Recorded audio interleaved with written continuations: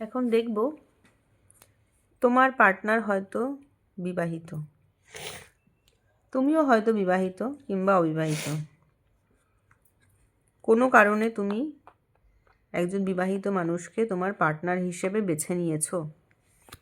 এখন আমরা দেখে নেব যে তোমার পার্টনার কি তোমাকে সত্যিই ভালোবাসেন, নাকি তোমাকে অ্যাজ এ টাইম পাস রেখে দিয়েছেন, কি করছেন।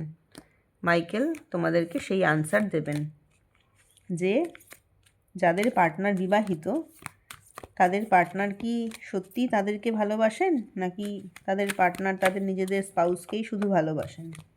ঠিক আছে? Archangel Michael, please help me and guide me, please help me and guide me, please help me and guide me. চলো দেখে নিই। There is something better.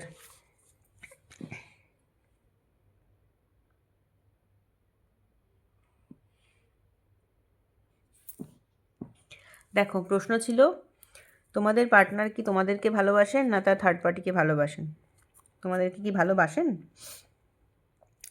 তুমি যতটা ভাবো তোমার পার্টনার তোমাকে ভালোবাসে, তার থেকে তোমার পার্টনার অনেক অনেক বেশি গুণ ভালোবাসে।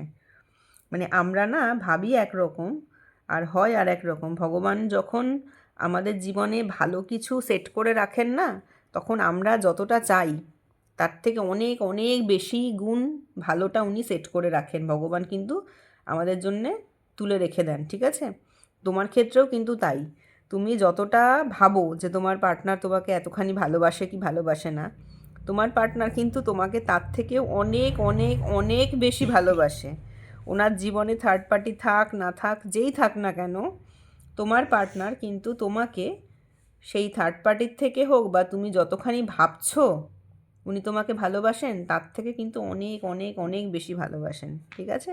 পজিটিভিটিটা ক্লেম করবে সবাই।